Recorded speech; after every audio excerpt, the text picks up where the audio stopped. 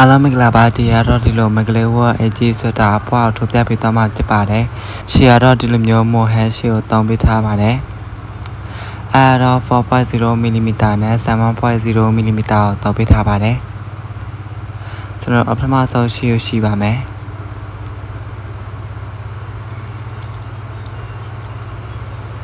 ရှိမယ်ပြီးလို့ရှိရင်ကျွန်တော်တို့ 7.0 mm ရှိတဲ့အားကိုအဲ့နဲ့ထုံးမှာပေါ့နော်ကျွန်တော်တို့ဖုန်းမီ40တက်ပါမယ်တောင်းအဲ့ဒီပုံစံအတိုင်းပဲကျွန်တော်တို့ပွားလေးထိုးသွားပေးရမှာပေါ့နော်အရင်ချစ်လေးမထိုးပါနဲ့ချစ်လေးထိုးမယ်ဆိုလို့ရှိရင်တော့အကြာပွားလေးဖြစ်နေမှာမဟုတ်ဘူးနော်နည်းနည်းတေးသွားသလိုမျိုးဖြစ်နေမှာပေါ့နော်အဲ့ဒီတိုင်းပဲ40ဖုန်းမီ40ထိုးသွားပေးရပါမယ်40ထိုးသွားပြီဆိုလို့ရှိရင်ကျွန်တော်တို့အောက်ပြောင်းမှာပေါ့နော်အဲ့ဒီ 4.0 mm အောက်ကိုယူလာမယ်ပြီးလို့ရှိရင်အဲ့ဒီ40များအပေါက်တွေကိုထည့်မယ်ပြီးလို့ရှိရင်ကျွန်တော်တို့နောက်5ခါထပ်ထုံးပါပေါ့နော်တဲ့နေ့တော့ဒီ5ပြီးလို့ရှိရင်ကျွန်တော်တို့နောက်အပေါ်တစ်ချက်တက်မယ်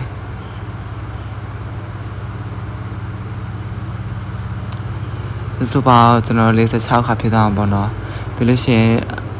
တိုင်လက်နဲ့ထုံပါပေါ့နော်အဲ့တပေါက်ကြော့နားထော်ရတဲ့တပေါက်ကြော့မယ်ပြီးလို့ရှိရင်တိုင်လက်ထုံမယ်အဲ့ဒီ5ပေါက်ကျွန်တော်တို့အဲ့ဒီအဲ့နဲ့တောက်ပြီးတော့မှတိုင်လက်ထိုးသွားပေးရမှာပေါ့နော်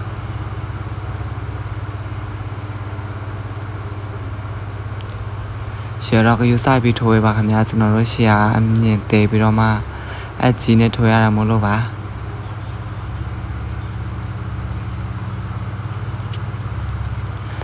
အခါတော့ပြီဆိုလို့ရှိရင်ကျွန်တော်တို့အဲ့ဒီ 7.0 mm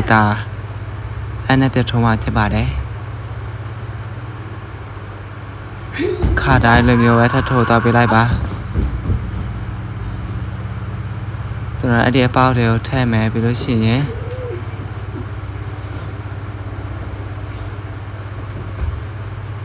ဆက်လက်40ပေါက်ကျွန်တော်တို့အဲ့ဒီတိုင်လက်နဲ့ပဲထိုးသွားပေးလိုက်ပါခင်ဗျ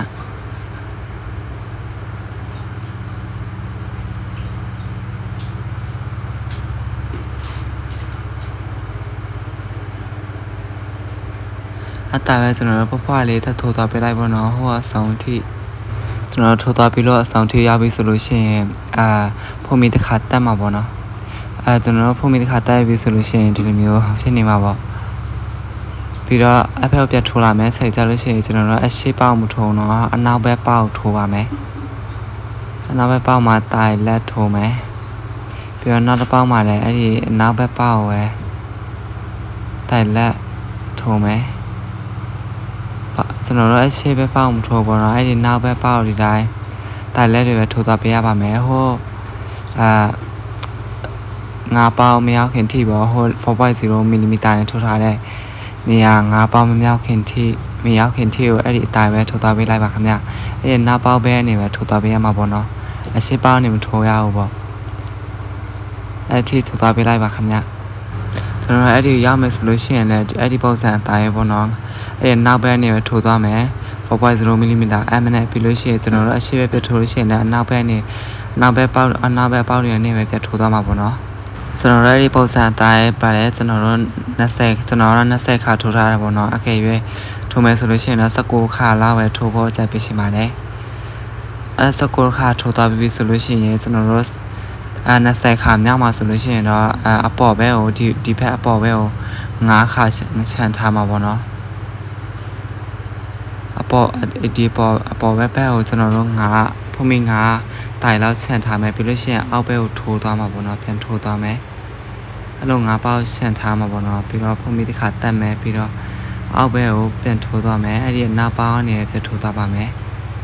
အဲ့နောက်ပေါက်အနေနဲ့ကျွန်တော်တို့အောက်ဘက်ပြန်ထိုးသွားမယ်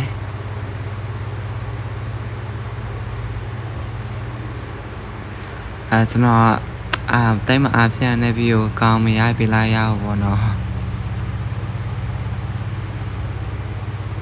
ဒီတိုင်းနားလဲသလိုပဲကြည့်လိုက်လို့ရပါတယ်ခင်ဗျာအခေပဲ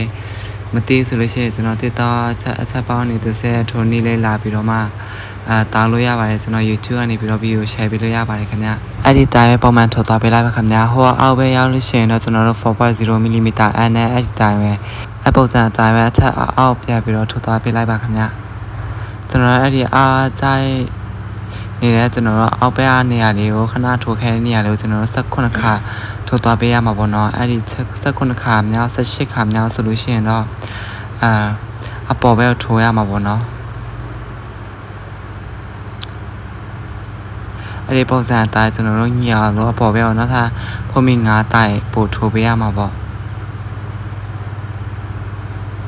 ခဏ9တိုက်ဆန်ထားတဲ့အတွက်ကြောင့်မလို့အဲ့ဒီဂျိုက်ခွဲကြနေတဲ့နေရာလေးမှာကျွန်တော်တို့စုပေါင်း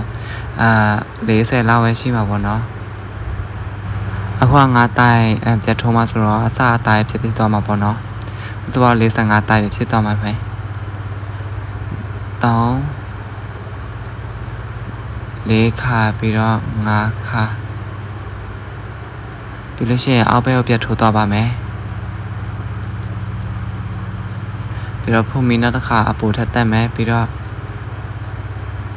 အဲ့ဒီ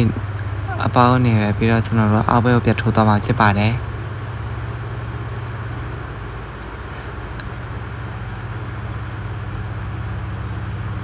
ဒုတိယအပေါင်းနေပဲပေါ့နော်